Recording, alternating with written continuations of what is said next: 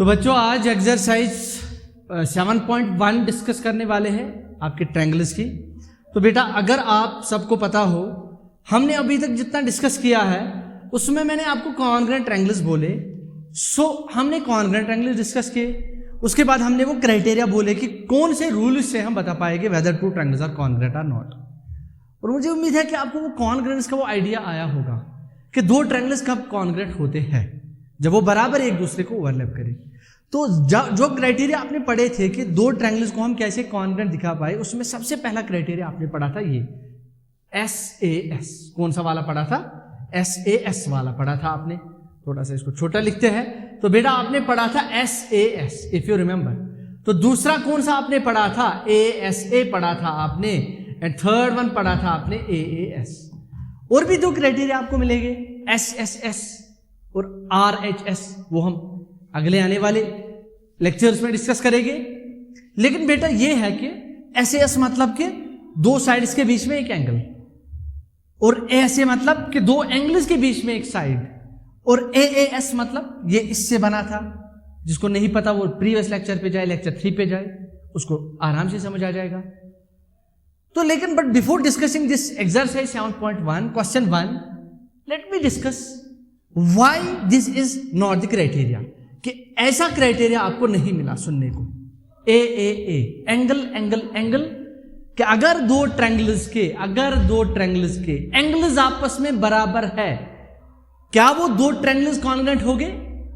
Not always, हमेशा वो congruent नहीं होंगे।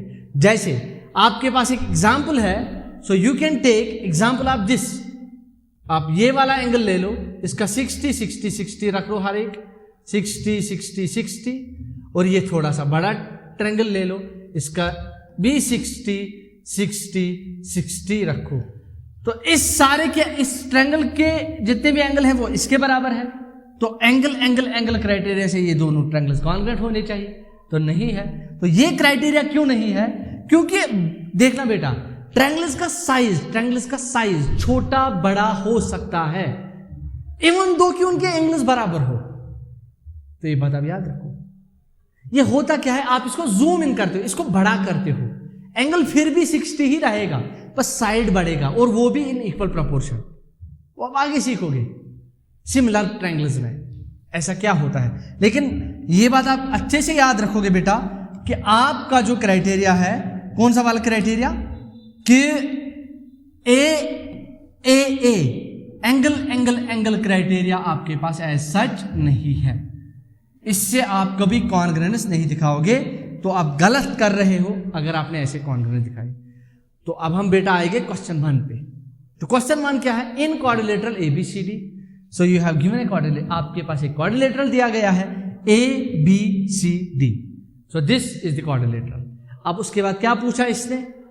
AC बराबर AD, तो AC जो है वो किसके बराबर? AD। ये मैंने लाइन इस पे थोड़ी सी छोटी सी ड्रा की है, थोड़ा सा कट मारा है, ताकि मैं आपको दिखा पाऊं कि AC और AD आपस में बराबर है।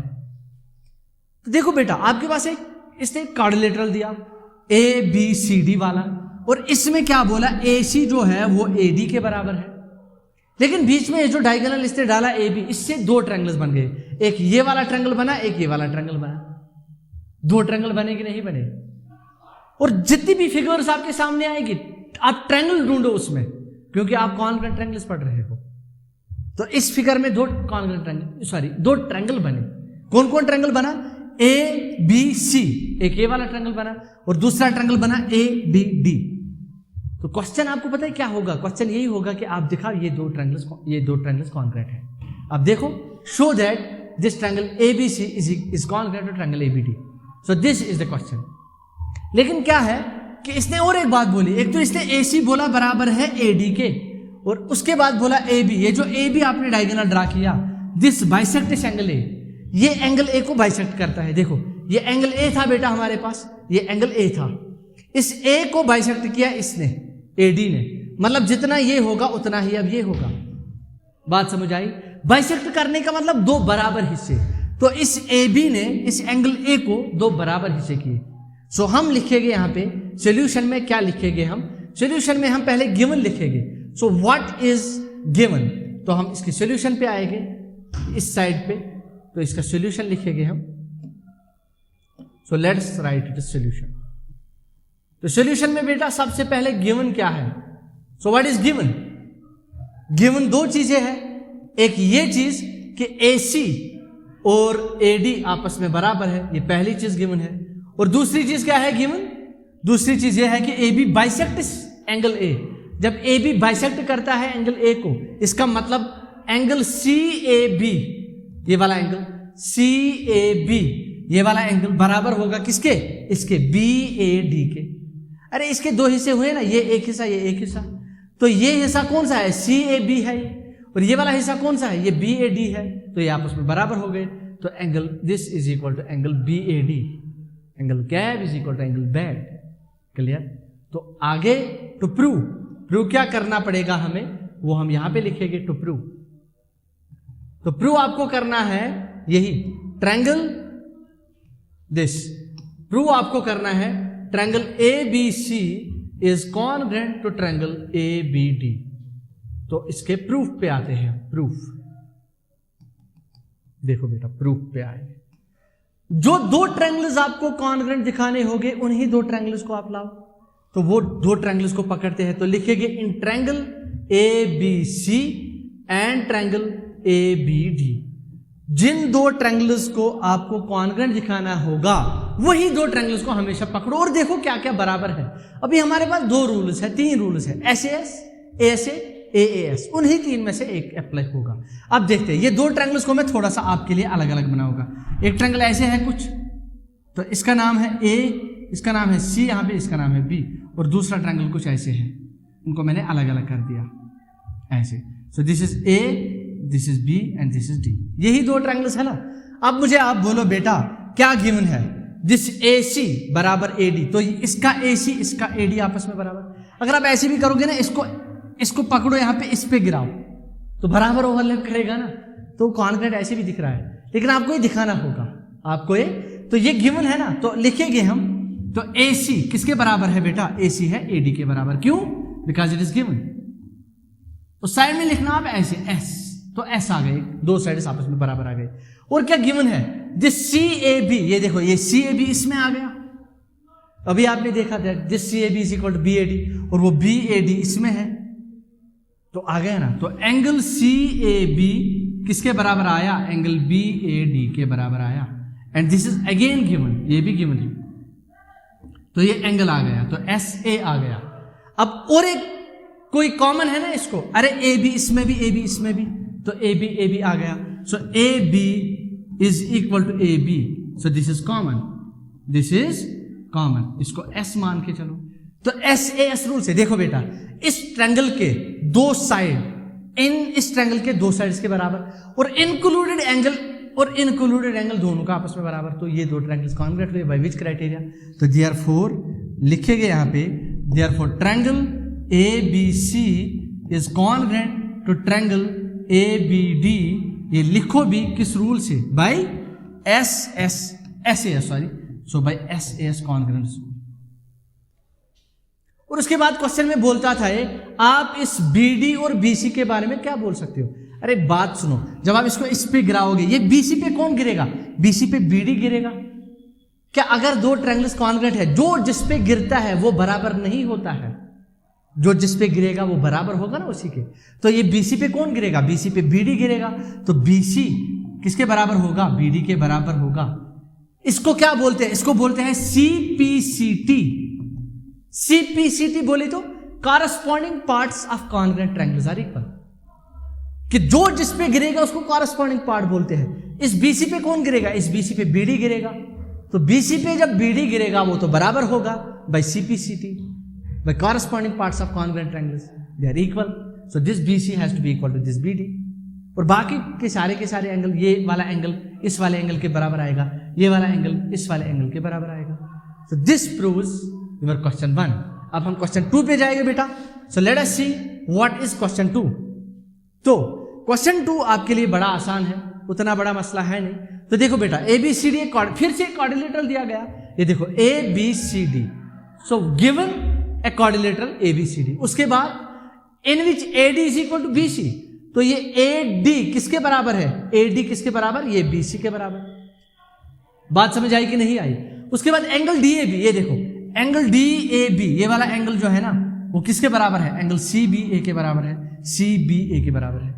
अगर आपको दिख रहा है यहां पे बहुत सारे ट्रायंगल्स बन रहे हैं, लेकिन ये एंगल एक इस ट्रायंगल में आता है, ये इसमें आता है ना, बी ए डी में आता है ना, ये या आप बोलो ए बी डी में आता है, इस वाले ट्रायंगल में आता है ना, इस वाले ट्रायंगल में। क्लियर। तो ये ए बी डी में ए आता है और ये बी किस में आता है, ये आता है ना, आप बोलो बी ए सी में या ए बी सी में। तो ये दो ट्रायंगल्स आपस में, देखो बेटा कौन कौन, एक है ये वाला ट्रायंगल, ये वाला ट्रायंगल सॉरी, एक है वन ट्रायंगल इज दिस, ये इसको मैं अलग करता हूं ऐसे ऐसे, इसको ऐसे और इसको ऐसे। So this is triangle A, this is B and this is D and this is D. So ये ए बी डी आ गया। और दूसरा ट्रायंगल कौन सा है, सेकंड ट्रायंगल इज दिस, ये देखो बी ए सी, ये वाला ट्रायंगल, ये ऐसे, ये कुछ ऐसे है इसमें, फिर ऐसे है और फिर ऐसे। Clear. So this is B, this is A and this is C. Clear, बात समझ आई। अब यही तो आपको दिखाना है ना, that this A B D, ये देखो A B D is congruent to B A C, ये वाला ट्रायंगल इसके कॉन्ग्रुएंट दिखाना है बी ए सी। मैंने अलग अलग इनको कर दिया, आप अलग अलग करके इन, जब भी कॉन्ग्रुएंट ट्रायंगल्स का क्वेश्चन होगा तो ट्रायंगल्स को अलग अलग कर दो, सेपरेट कर दो, तब चीजें आपको ज्यादा दिखती है। अब मुझे आप ये बात बोलो, ये एंगल ए किसके बराबर, इस बी के बराबर, ये गिवन है ना। अब देखो that this D A B, वो आ गया ना, डी ए बी किसके बराबर, C B A, C B ए के बराबर। और कुछ गिवन था ए डी, यहां का ए डी किसके बराबर, यहां की बी सी के बराबर। तो दो चीजें तो गिवन है।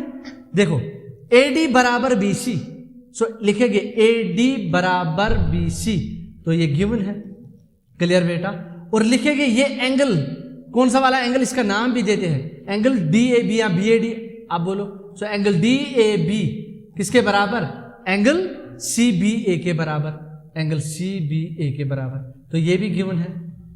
ये आ गया साइड, ये आ गया एंगल। अब एक साइड और चाहे ना, ऐसे ऐसे हो जाएगा फिर पहले आपके क्राइटेरिया से। अब कौन सा वो है, इसमें ए बी है, इसमें भी ए बी है, तो ए बी और ए बी तो कॉमन है, आ गया ना। ये देखो एस ए एस, ये देखो S A S, S A S. तो ये तो दो ट्रायंगल आपस में कॉन्ग्रुएंट हो गए। तो ए बी किसके बराबर है, तो ए बी बराबर है ए बी के, बिकॉज कॉमन। उसके बाद ये एस आ गया, तो क्या लिखेंगे यहां पे बेटा, तो लिखेंगे देयरफॉर। सो देयरफॉर ट्रायंगल कौन सा था, D A B is congruent to triangle, किस ट्रायंगल के कॉन्ग्रुएंट है ये, is congruent to triangle B A C. या ऐसे लिखो, नाम बराबर वही लिखना होता है, ऐसे लिखेंगे। देयरफॉर ट्रायंगल कौन सा था, ए बी सी या ए बी डी मानो आप, ये वाला triangle is congruent to triangle, which triangle, B A C. By which rule, by S S, by sorry by S A S. हो गया। क्लियर। अब आप खुद ही बोलो बचा कौन सा साइड, ये ए सी और इसमें से ये बी डी बचा। तो ये अरे ऐसे करो ना, इसको ऐसे सीधा कर दो, फिर इस पे बिठाओ, बी गिरेगा ए पे, ये वाला बी गिरेगा नहीं, हाँ बी वाला गिरेगा इस पे। और ये देखो ये ए बी पे कौन गिरेगा, ए बी पे बी सी गिरेगा। अगर ऐसे करेंगे तो वैसे नहीं होगा। देखो ये ए बी को ए बी पे ही गिराना है ना, तो इसको पहले ऐसे पकड़ा, फिर फ्लिप करके फिर इस पे बिठा दो, तो ए बी पे गिरेगा, ये बी सी ए डी पे गिरेगा, और ये बी डी पे कौन गिरेगा, ए सी गिरेगा। तो जो जिस पे गिरेगा वो बराबर। तो आप बोलो मुझे ये बी डी के बराबर कौन होगा, बोलो बेटा बी डी के बराबर कौन होगा, तो बी डी के बराबर ये ए सी होगा, ये वाला इसके बराबर होगा। तो वो तो आपको दूसरा पार्ट दिखाना था, B D is equal to A C. अब खुद ही बोलो, तो जब ये ट्रायंगल आप इस पे गिराओगे पूरी तरीके से, पहले फ्लिप करना है, मतलब पहले इसको गॉड फिर उसके बाद थोड़ा रोटेट करके इस पे बिठाना है। आपको बात समझ आई। क्लियर। उसके बाद जो है ये बी डी पे गिरेगा ए सी, तो बी डी और ए सी बराबर होगा by C P C T. तो जब आपने कॉन्ग्रुएंट दिखाया उसके बाद सीधे लिखो therefore B D is equal to A C. Reason बोलेगा तो लिखना साइड में B C P C T, क्योंकि जो पार्ट जिसपे गिरेगा कॉन्ग्रुएंट ट्रायंगल्स में वो उसके बराबर होगा। और क्या है एंगल ABD। एंगल ABD देखते हैं कहां है, दिस इज एंगल ABD। इस ABD पे कौन गिरेगा बोलो, फिलिप करने के बाद BAC, देखो BAC ये वाला इस पे गिरेगा। तो सीधे लिखना, एक तो ये लिखना देयरफॉर दिस, और लिखना and angle this ABD is congruent, sorry is equal to angle BAC। दोनों का रीजन लिखना CPCT। हो गए इसके दो पार्ट्स। आपको बेटा बात समझ आई? देखो जो भी मैं आपको एक फंडा इसमें बताऊंगा, जो भी दो ट्रायंगल्स के बारे में वो बात करेगा उनको अलग करके अलग अलग बनाओ, आपको पिक्चर ज्यादा दिखेगी।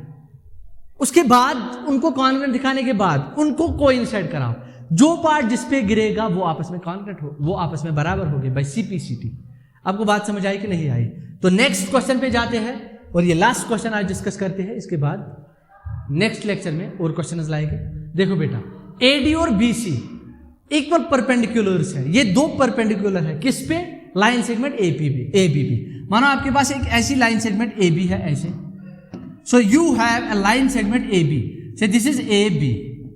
अब इस पे यहां से एक परपेंडिकुलर ऐसे है और यहां से एक परपेंडिकुलर ऐसे है, क्लियर?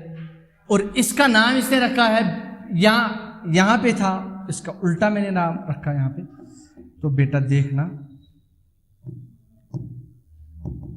तो ये देखो यहां पे जो है ये B है और ये A है, और इसका नाम इसने D रखा, इसका नाम इसने C रखा। अब देखो ये AB पे दो परपेंडिकुलर थे, एक BC था एक AD था, और इनकी लेंथ दोनों की बराबर है, मतलब जितना BC उतना AD। अब जब आप इसको ज्वाइन करोगे ना इसके साथ, ये तो बीच में इस लाइन AB को कट करेगा ना, इस AB को, वही बोल रहे हैं आपको कि अब दिखाओ कि CD जो है it bisect is this AB, और बाइसेक्ट करने का मतलब आपको बोल रहा है जितना ये है उतना ही ये है, मतलब आपको दिखाना है जितना AO है इतना ही BO है। So you have to prove AO is equal to BO। So what we need to prove is, हमें प्रूव क्या करना होगा वो हम लिखेंगे यहां पे बेटा। तो what we have to prove, so to prove given तो आपको पता ही है, to prove is AO is equal to BO। तो इसका प्रूफ हम कैसे करने वाले हैं वो आप देखना। तो कॉन्ग्रेंट्स का यूज करना है, आराम से हो जाएगा। एक काम करते हैं बेटा, में सारी यहां दो ट्रायंगल्स बने कि नहीं बने? अगर मैं ये दो ट्रायंगल्स को कॉन्ग्रेंट दिखाऊं तो फिर तो इस AO को किस पे गिरना है, OB पे गिरना है, तो ये तो इस पे गिरेगा। फिर बात समझ आई? ये AO किस पे गिरेगा, ये गिरेगा BO पे। कैसे गिरेगा? अरे इसको उठाओ, उठाया फिर ऐसे कर दो, मतलब इसको ऐसे फ्लिप कर दो, ऐसे फिर यहां पे बिठाओ, तो देखो ये OB पे OA गिरेगा, क्लियर? और ये वाला जो है ये C पे गिरेगा। बात समझ आई कि नहीं आई बेटा? क्लियर?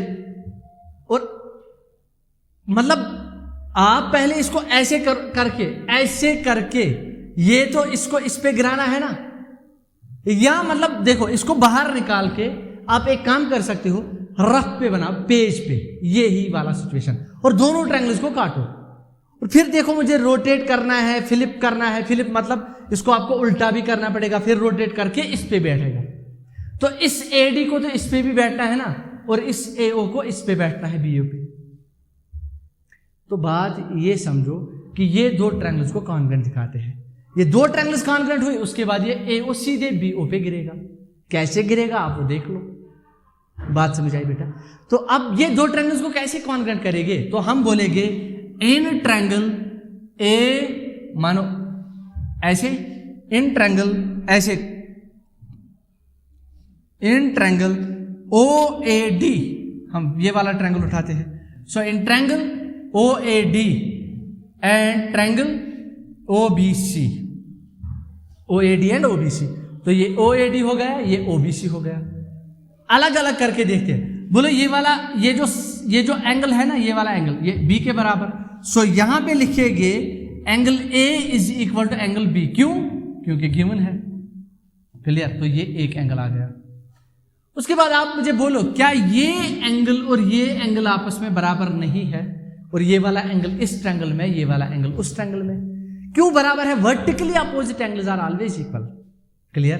तो अगर बात की जाए एंगल AOD किसके बराबर है, एंगल C या BOC की बात कर दो, एंगल BOC के, क्यों, वर्टिकली अपोजिट एंगल्स, और ये दूसरा एंगल आ गया, तो ये आ गया, अगर ऐसे लिखे यहाँ पे तो ऐसे करेंगे तो ये यहाँ पे आ गया एंगल, ये आ गया एंगल। अब एक साइड की जरूरत है तो एंगल साइड से हो जाएगा, क्योंकि दूसरा क्राइटेरिया तीसरा था AAS। अब ये AD और BC ये जो परपेंडिकुलर दो थे वो आपस में बराबर थे, तो AD is equal to BC, ये गिवन था, क्या था, गिवन। तो यहां पे लिखेंगे हम इसको साइड, तो क्या होगा, तो होगा therefore triangle OAD is congruent to triangle OBC by AAS criteria. जब दो ट्रायंगल्स आपस में बराबर कॉन्ग्रुएंट हो गए, जो जिस पे गिरेगा कारस्पॉन्डिंग पार्ट वो उसके इक्वल होगा।